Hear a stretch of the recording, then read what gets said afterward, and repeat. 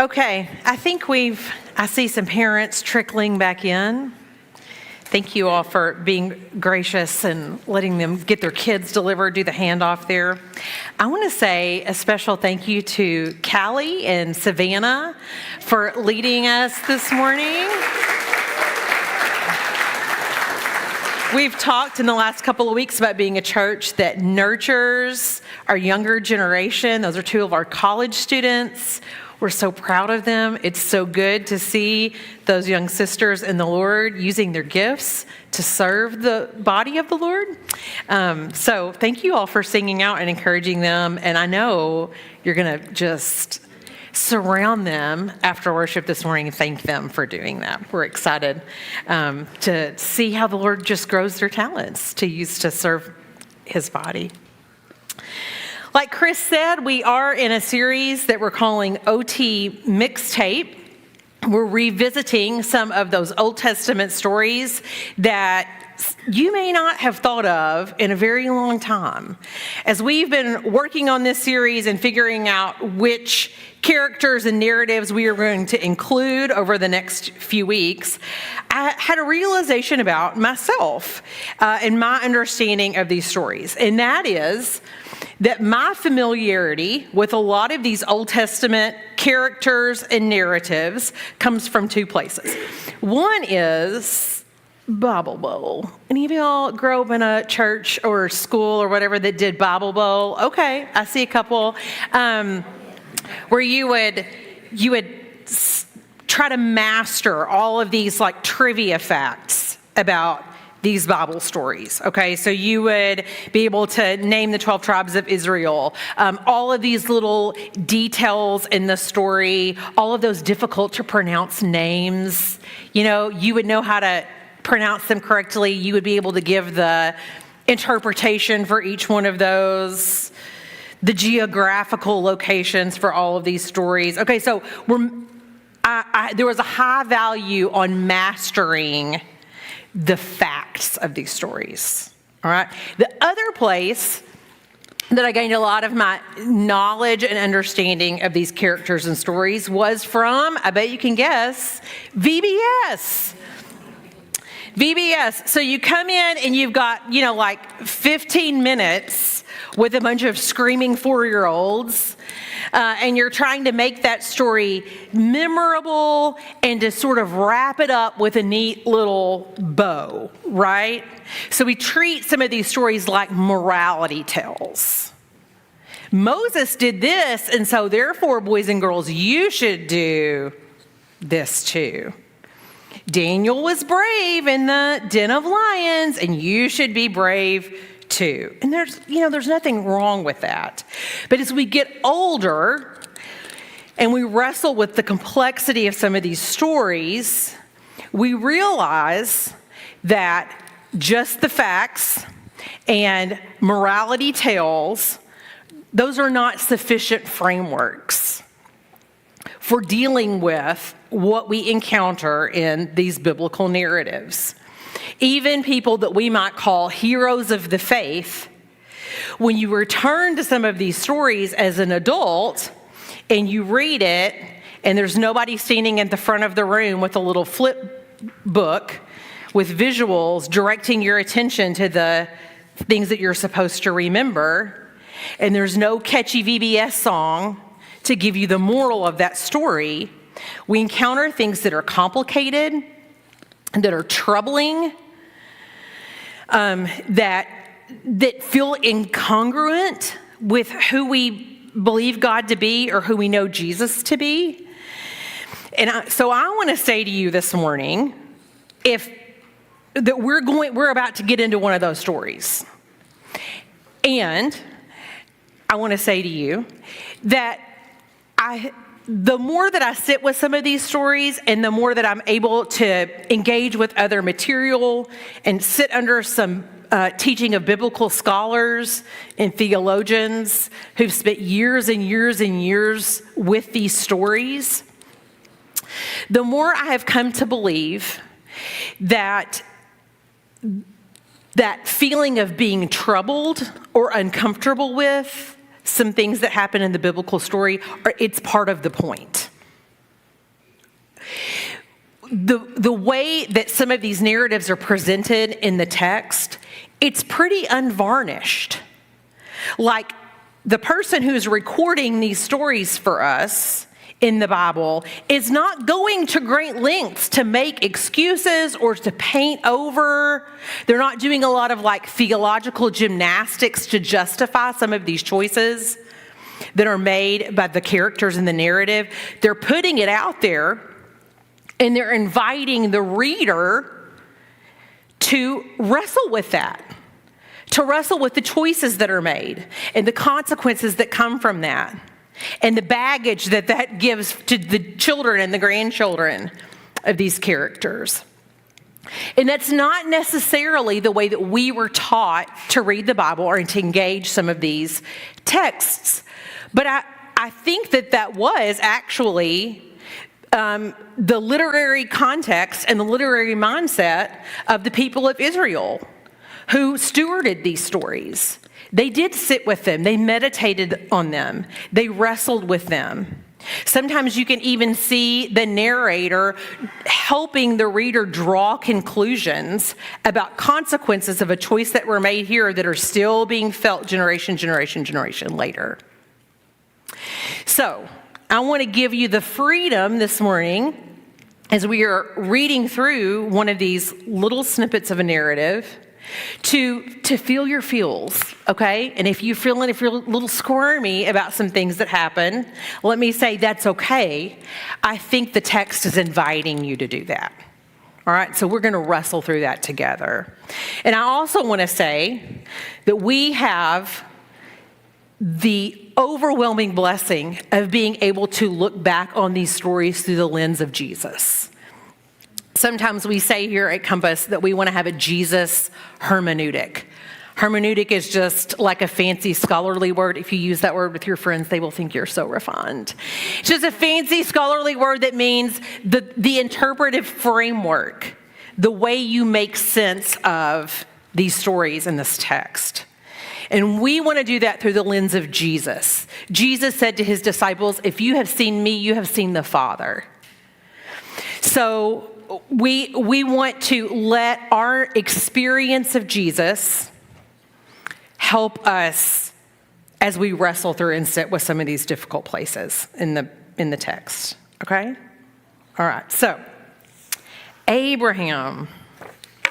Father Abraham had many sons. I am one of them, and so are you. When I was reading this story, I did not feel like the next line of that should have been, so let's just praise the Lord. When I read this particular story, I was like, I don't think I really want to be one of Abraham's sons. Abraham had some problematic choices. The story of Abraham is not a morality tale. It is the story of God choosing one family that he is going to partner with to bring his will to bear on all the rest of the nations. And when you read Abraham's narrative arc, okay, so you start in Genesis 12-ish and you go all the way through 22-ish, you can see that there are fits and starts, okay? It is not upward and to the right. It is Abraham is making kind of this treacherous journey, sometimes a literal physical journey, as God takes him out of where he was into the land of Canaan, but also a philosophical and an ethical and a theological journey where he is figuring out what it means to be in partnership with God, who is doing something very different than the culture around him. And Abraham does not always get it right. Abraham gets it wrong a lot. I'm not going to give a percentage. It's a lot. It's a lot. But Abraham stays in relationship with the Lord. And the Lord stays in relationship with Abraham. Okay? And so we're going to sort of watch this difficult journey as God is faithful to his promises and Abraham learns to be faithful. All right?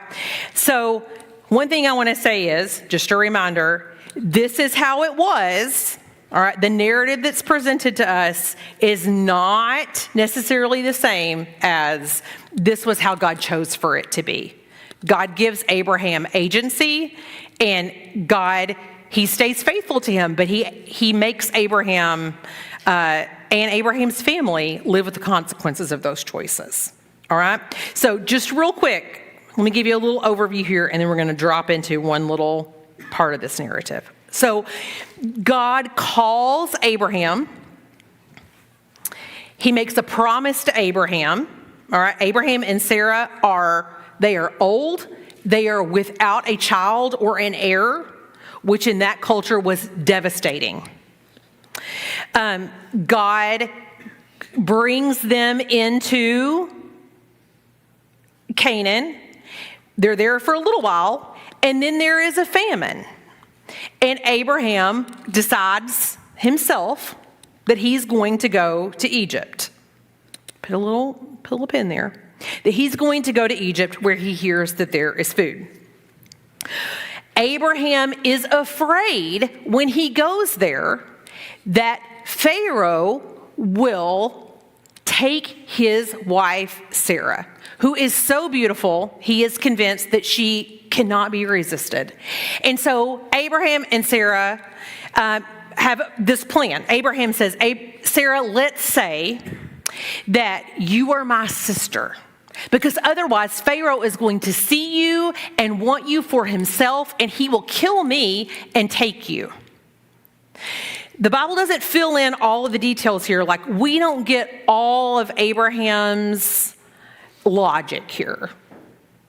But we can make a couple of assumptions that Abraham is wanting to put himself in a position to be bargained with in some way, okay?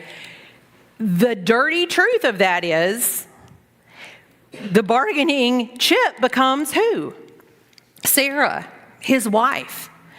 And Abraham was right. When they get to Egypt, Pharaoh wants Sarah for himself, and he takes her into his household. Before long, God strikes Pharaoh's household with illness. They do a little detective work. They figure out that this is because he has taken Sarah, who belongs to Abraham. And Pharaoh's like, no. I don't want to be implicated in this bad choice. I don't want to be implicated in this lie. So Sarah goes back to Abraham's household. But in all of these negotiations, Pharaoh gives to Abraham, whether it's a kind of like a dowry or whether it's more of like a payoff, it's a little fuzzy. But there's wealth, there's livestock, and there are slaves. So it feels to me, as I read this story, Abraham lied to Pharaoh. Abraham allowed his wife to be taken as a concubine in Pharaoh's household, and Abraham made out like a bandit. If that doesn't make you feel a little bit troubled, I invite you to go home and read this story and sit with it a little bit. It's troubling. And if you in there, you can draw a whole lot of bad conclusions about the way God works and what it means to be God's chosen person. It kind of sounds like if you're God's chosen, you can just do whatever you want, and God will work it for your favor.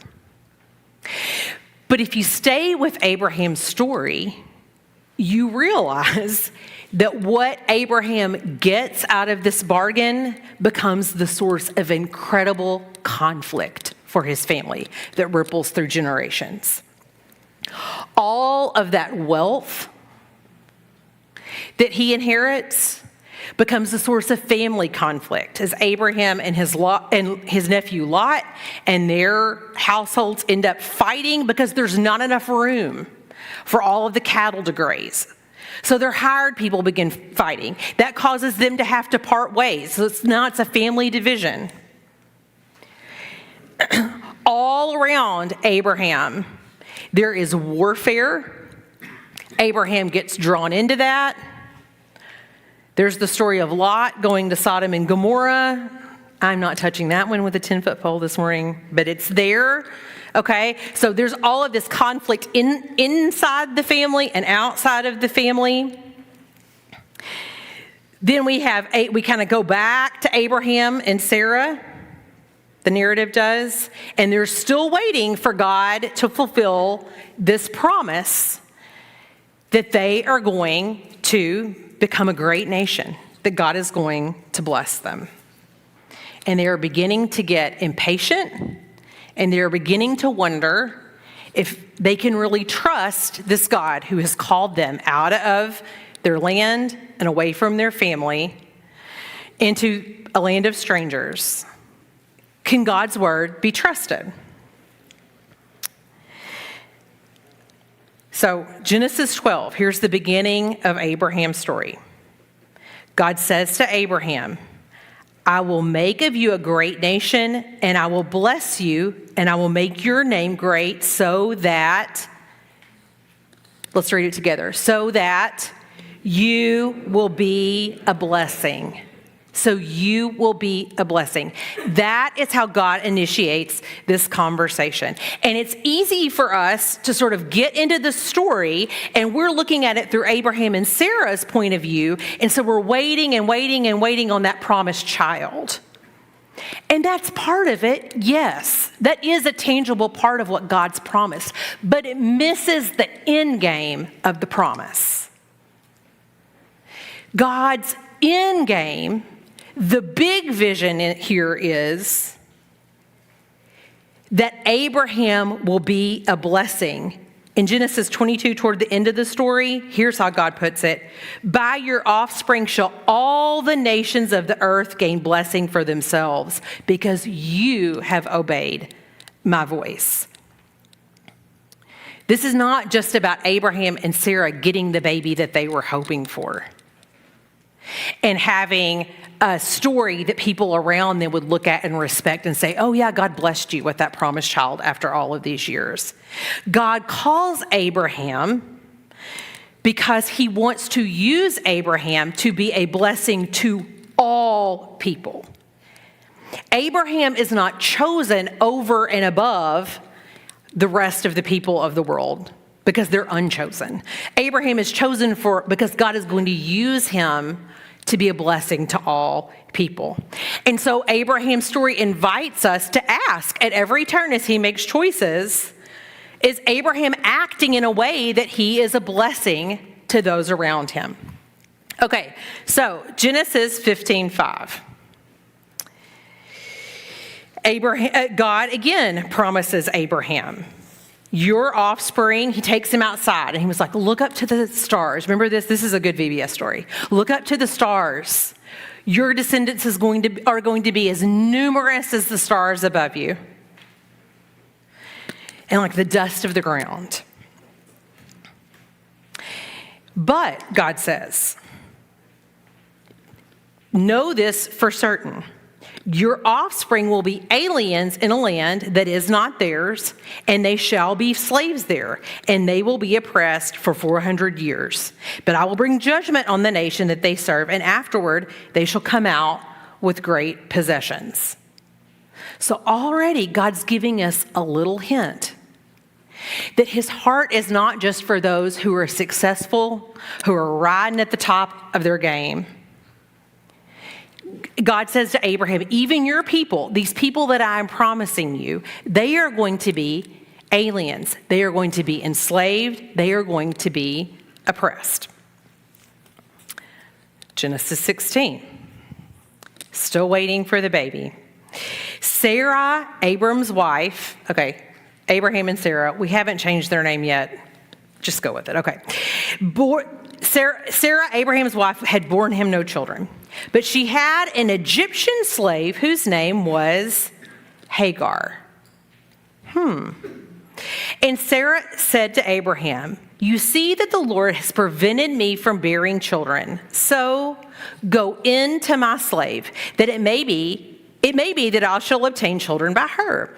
And Abraham listened to the voice of Sarah. So after Abraham had lived 10 years in the land of Canaan, Sarah, Abram's wife, took Hagar, the Egyptian, her slave, and gave her to her husband Abraham as a wife.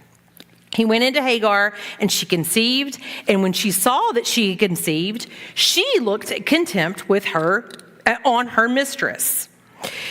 Then Sarah said to Abraham, "May the wrong done to me be on you. I gave my slave to your embrace, and when she saw that she had conceived, she looked on me with contempt. May the Lord judge between you and me."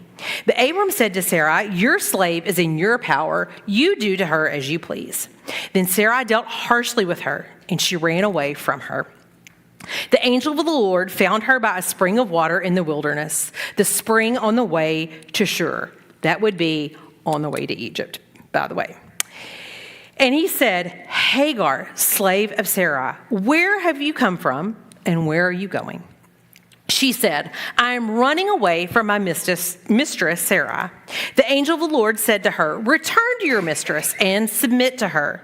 The angel of the Lord also said to her, "I will so greatly multiply your offspring that they cannot be counted for multitude." Does that sound familiar? Similar promise that was given to Abraham. And the angel of the Lord said to her, "Now you have conceived and shall bear a son, and you shall call him Ishmael.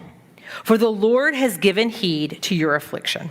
He shall be a wild ass of a man with his hand against everyone and everyone's hand against him, and he shall live at odds with all his kin." So she named the Lord who spoke to her, "You are El Roi," for she said, "Have I really seen God and remained alive after seeing him?" Therefore the well was called Bir Lahai Roi, as it lies between Kadesh and Bered. Hagar bore Abram a son, and Abram named his son, whom Hagar bore, Ishmael.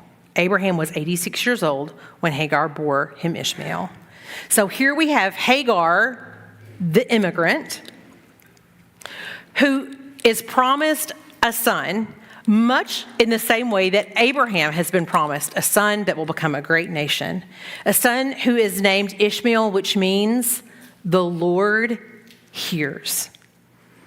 And she is given the privilege, the slave woman who has been oppressed so harshly that she would rather risk it in the wilderness than stay with Abraham and Sarah. She is given the privilege of naming God. "You are the God who sees me," El Roi.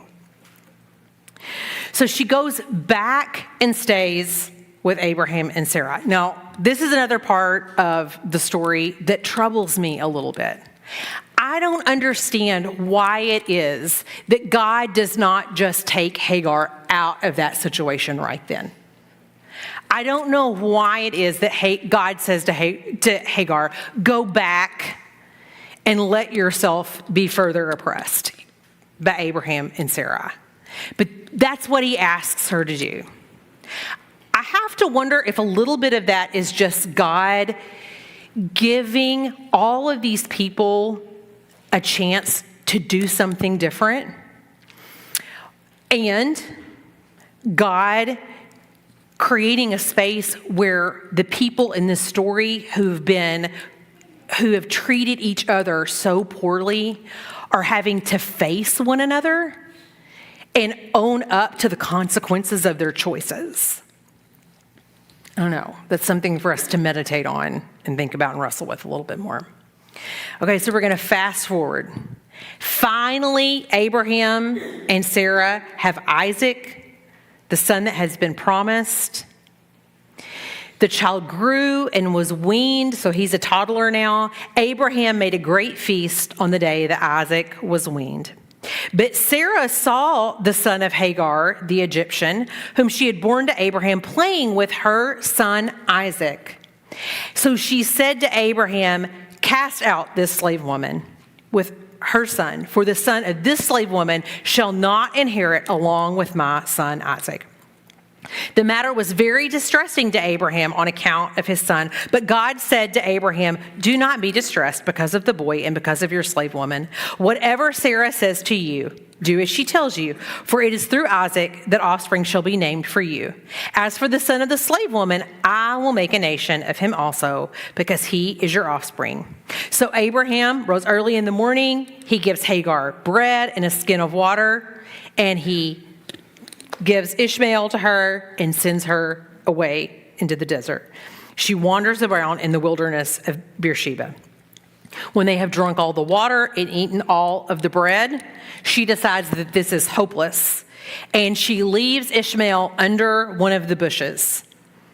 She goes down over so that she cannot hear him crying for hunger or thirst. She says, "Do not let me have to watch my child die." And as she sits there, facing the inevitable, she lifts up her voice and weeps, and God hears. God hears, God hears. Remember, that's what Ishmael's name means. God hears him. And the angel of the Lord calls out to Hagar and says, "What troubles you, Hagar? Do not be afraid. God has heard the voice of the boy where he is." So God hears and God sees where he is. "Come, lift up the boy and hold him fast with your hand, for I will make a great nation of him." Then God opens her eyes and she sees a well of water. She fills up the skin and they drink and they live. And God was with the boy. And he grew up. He lived in the wilderness and he became an expert with the bow. He lived in the wilderness of Paran, and his mother got him a wife from the land of Egypt.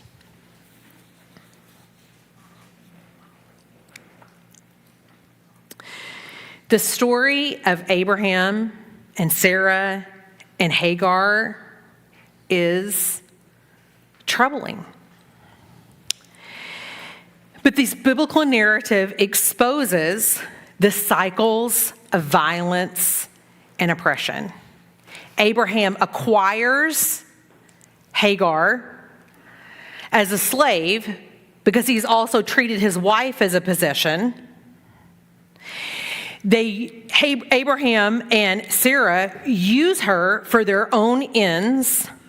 And then when that does not work out the way that they wish it had, it sets off this cycle of violence and oppression within their own household. Sarah and Hagar are pitted against one another. Isaac and Ishmael are pitted against one another. Abraham is often in the middle, kind of like, "Well, I don't know, you guys just do whatever you think." He's caught in the middle of this. We see the way that this echoes down through the generations. When you read this narrative and you hear the descriptions of these warring tribes that are the descendants of Noah's family who have been scattered, and they're acting out these years of conflict and curse upon one another, the narrator all along is helping the reader make these conclusions. And in the background, as we read this, we are supposed to be thinking, "Oh, I don't think this is the way that God intended for it to be." This story on the surface is about a child that will become Abraham's heir. But in many ways, it is the story about how all of us are the heir of the choices of people and broken systems of power that have been in generations before us. And we still live with that. Even in our own country, we can look around and we can see we are the heirs of the choices of slaveholders, of people who chose violence and possession rather than sharing and community. We still live with a lot of the consequences of that.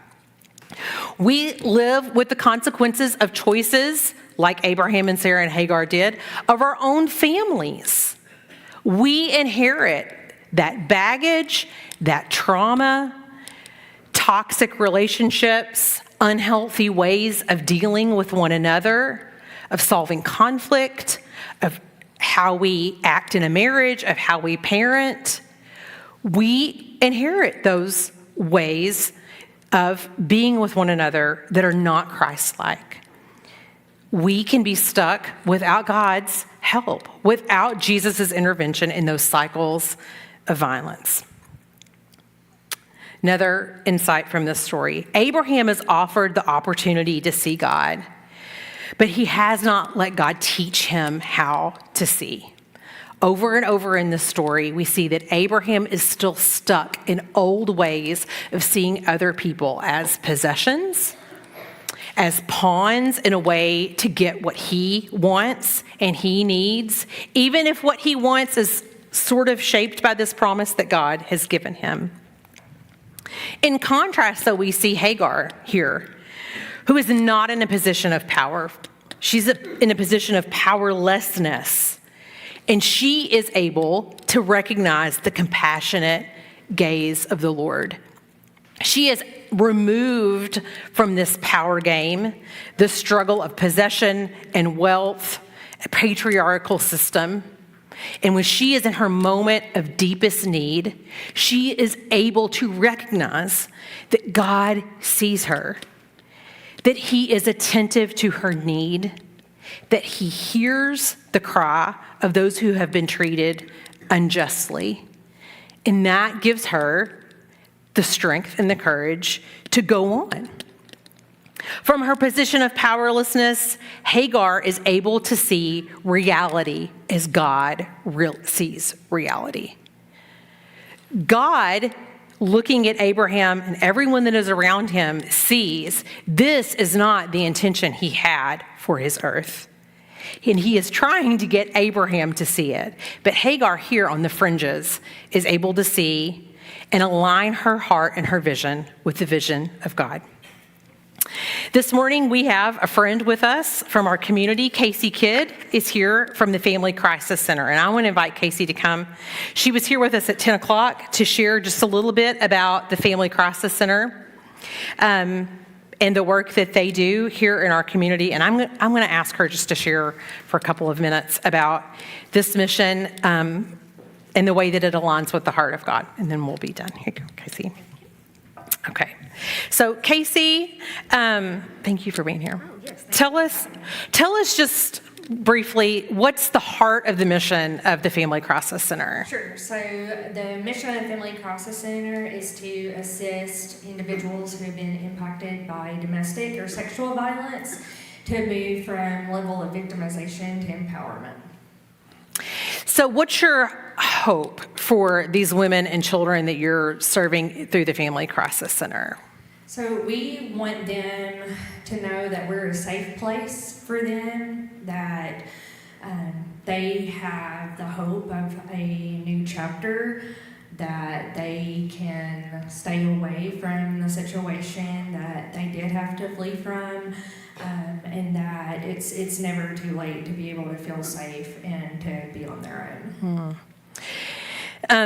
So this morning we've been thinking a little bit with Abraham and Sarah and Hagar about cycles of violence. I'm imagining that is something that you see often in your work. So can you talk a little bit about how those cycles of violence are at work to keep people stuck in dangerous situations? Yeah, so I've got notes on my phone. I'm not going to forget anything.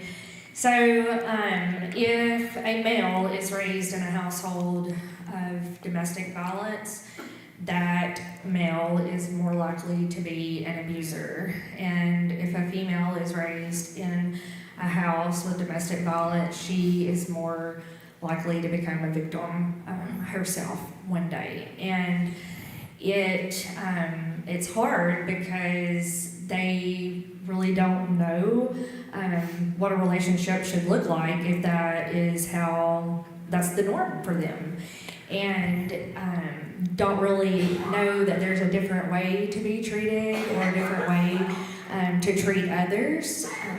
In a presentation that I did back in October for Domestic Violence Awareness Month, I showed a brief clip of, I think they were in Illinois. It was just a very rural area and talking about how A lot of times, and I grew up in a small town, I grew up in Monette, and you can see those things that a lot of people think that they have to kind of follow the steps of their parents, and they've learned from them. And this lady in particular, who had been a victim, had been married, and she said that growing up in that small rural town, she just thought she was supposed to marry the guy she dated in high school because that's what everyone else had done, and just get a job, where she could find one, and that the husband had witnessed the way his grandfather treated his grandmother, and then the father treated his mom the same way, and so he treated her the same way. And it's just it's really powerful when you can hear the stories from the survivors and the thoughts that had to go through their mind to try to break that. But that's where we hope that we can help with that by talking about it more, by talking about prevention, educating the community. And honestly, I know this is a bit terrifying. My husband and I have a 7-year-old and a 2-year-old. William will be starting second grade in the fall, and they're honestly saying that you gotta start talking about this stuff in 5th grade or you're too late. There's a lot of programs, prevention and education, that are geared toward 5th and 6th grade regarding domestic violence and sexual assault, and to kind of help out with like a bystander intervention. So if you're seeing it happen with one of your friends, like what you can do to help them, and saying the right things and doing the right things, because we don't want to push folks closer to the abuser and them feel like they're isolated from their support, because that's what the abuser wants. And so we're trying really hard to talk more about it, and just to reach the areas that we know need to hear that it can be different for them. I always think, and I don't want to rent a movie for anybody, but the movie, it came out a couple years ago, It Ends With Us. It's very powerful because that statement's made that it ends with us. We're stopping it here, and it ends with us, because she had lived it growing up, and she was in a very prominent family, and then ended up experiencing it herself. And when she had a child, she was like, this is it, and we're gone. And we know it's not always easy to do that, because abusers work really hard to get control. A lot of times violence is not seen. There aren't bruises. There's a lot of verbal, emotional, mental abuse, control, no access to money, you can't work, you can't talk to your friends, you have to know where they're at every second of the day, look at phones, look at text messages. So it's hard, especially when you have kiddos. You don't have any money, then what do you do when you leave with your kids? And so it's really hard, and that's why we help in a very non-judgmental capacity, and we understand that people that come in to receive assistance from us, they may not stay away, they may go back. On average, they go back 7 times before they leave for good. But there's a lot of reasons, and until someone's in their shoes, and it's hard to see that. So that's why we hope that we can be that safe place for them, and then to also educate the community on warning flags and the signs of seeing something happening, and how they can be a support person as well. You guys are with people for the long haul, and that's what it takes a long time to walk from an old system to a new system of doing things. So Casey is a follower of Jesus. So I want to ask you, what have you learned about who God is as you've been doing this work? Yeah, so try not to get emotional here. So I have to look at my phone on this part. So I was not looking for a job when I transitioned into this role. I had a great job, loved it, but someone said something about this opening. I was just having a conversation one night, and I just out of curiosity just asked if the position had been filled, because of working in the nonprofit world for a while. I was curious, because I've worked with the Family Crisis Center ever since I've been in a nonprofit capacity. But I just couldn't stop thinking about it after I asked. I was like, okay. And then it just all worked out, and I was very grateful for the opportunity to become a part of it. And I keep saying that I fully believe, I know that God knows where we need to be. Sometimes it's hard for us, to think about those things sometimes, but I know that this is where I'm supposed to be. And I've said, amidst all the challenges that we've faced over the last 10 and a half months, I have no thoughts of wanting to be anywhere else. I know that God is faithful, and I know it's in the news a lot lately, but agencies like ours are facing a lot of funding challenges. Last year, when Congress appropriated funding, and it's been going on for about 5 years, but Arkansas received the largest cut that we've experienced so far in the Victims of Crime Act's funding. And that goes to programs like ours, domestic violence, sexual assault, CASA, the Children's Advocacy Center, prosecutors' offices. Typically, those are the entities that receive that funding. And so, I can say this year, the amount that we currently have, that's not even an amount that I was eligible to apply for, because it's been decreased so much. And so that's why we're trying to be, looking at other opportunities, gearing away from the federal grants, looking at more private funding, building up our community support.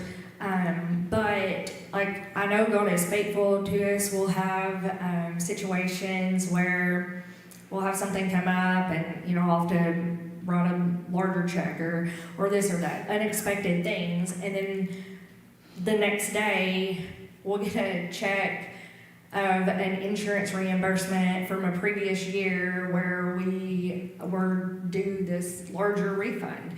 I'm like, oh my word, that covers that. That has happened multiple times since I've been there. And so I always say, that's God, He knows. And I tell people, maybe I'm a little bit crazy, it's okay, but I don't want to be anywhere else.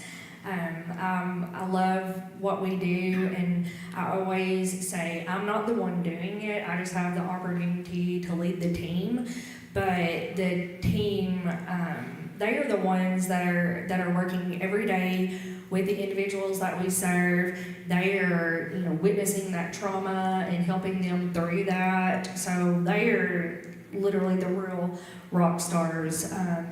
It's just amazing when we're able to hear that someone was able to finally sleep and not be scared when they came in, or kiddos saying that there's no yelling here.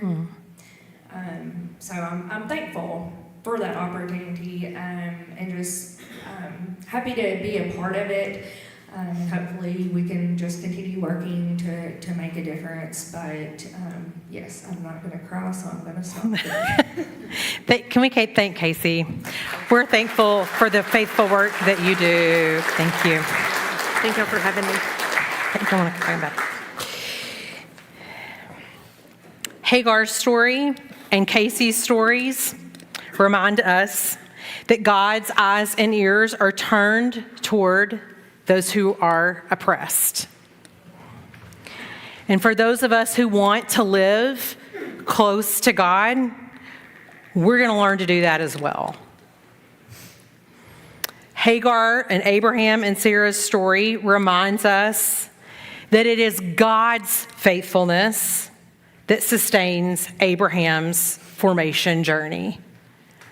And even though we might get frustrated as we read that because Abraham doesn't get the comeuppance that we want. I'm thankful for that because I need God's faithfulness to sustain my own formation journey. And when I think about the inheritance that we have culturally, the difficult things in the past of the church, the ways that the church universal has got it all wrong, and we're still trying to figure out where we go from there, we can put our weight down on God's faithfulness. God's faithfulness to his people, to his covenant, and trust that he's going to keep moving us forward. God leads and transforms us, his people, even as we are living within these broken systems. That is good news. God's power, his work is not limited by the cycles of violence in this world. He is not limited by the wars that we live in fear of. He is not limited by our own brokenness and baggage and blind spots and prejudices that we're working our way through. He works within those. Praise God. We can have hope in that. And even as we're living in that now, he is leading us out of it and transforming us. The God who hears the cry of the oppressed is opening our ears to hear. The God who sees the plight of the oppressed, of the abused mom, of the kid who lives in fear is opening our eyes and teaching us how to see.